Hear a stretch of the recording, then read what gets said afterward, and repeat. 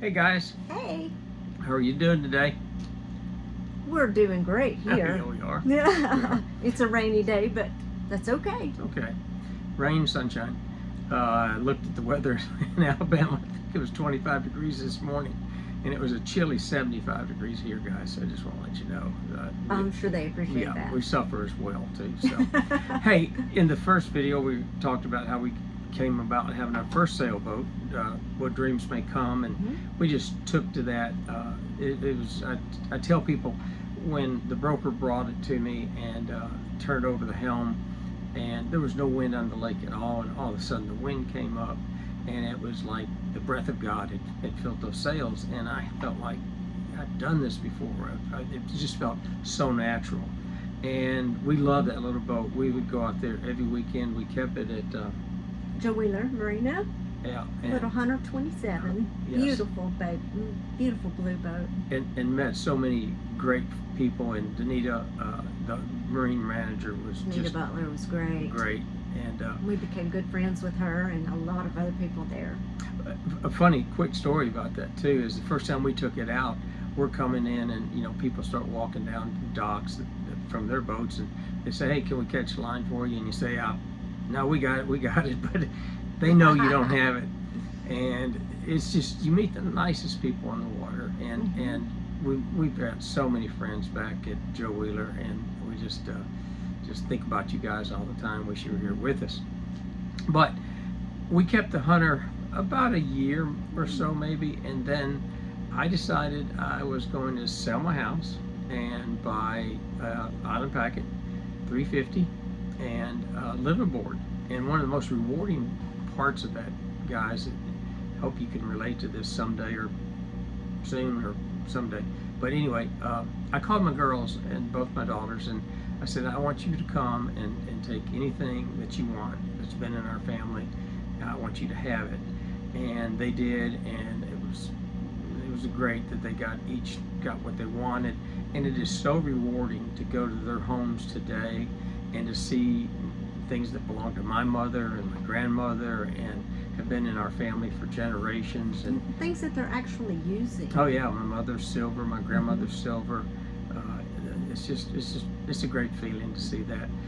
But that, I lived aboard maybe a year, and it was a Saturday, and Sandy will post these pictures on Facebook, but it was a Saturday, and I'd been working outside, and I said, it's too hot. I decided I was going to go get a shower and go back in the berth and lay down and read, and a smoke alarm went off, and I'm very safety conscious, and I have them all over the boat, and this was outside in a lazarette where there's... This wasn't the 127 though. No, this is the Island next one, Packet. the Island Packet. This is What Dreams May Come too.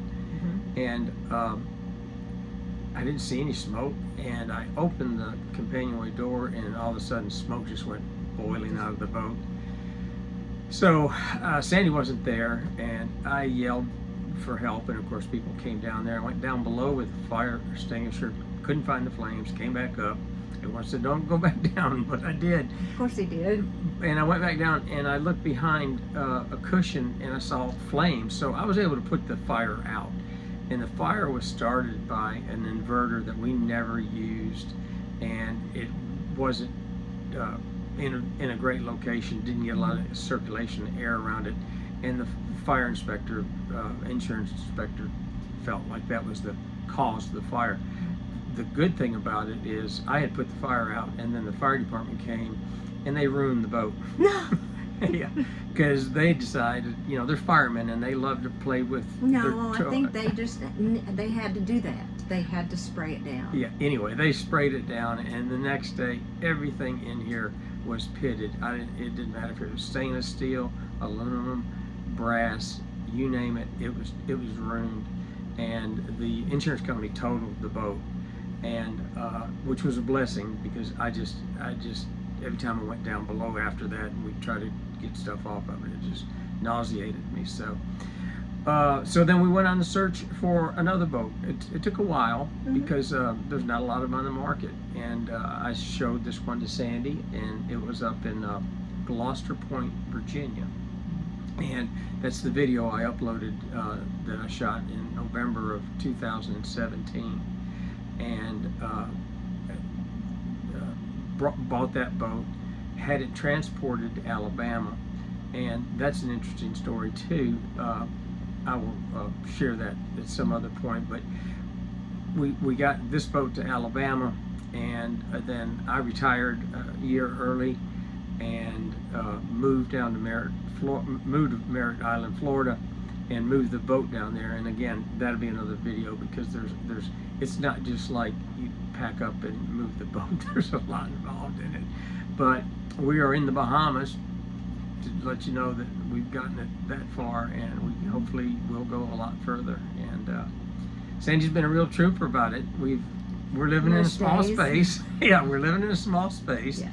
And you have to learn to give people their space, and sometimes it's just best to go up on deck. Or That's my secret. That's I her go secret. up on deck Yeah, by myself and read or but- look at. but it's a great life, and we're Oh, and the flashlight just yeah, fell. just fell. And we're enjoying every bit of it as the boat rocks. Some big boat must have just gone by. But anyway, thank you for watching this. Thank you for liking our channel and subscribing and telling all your friends about it. And fair winds and following seas to everyone else that's out there sailing today. Bye. All right. Bye, guys.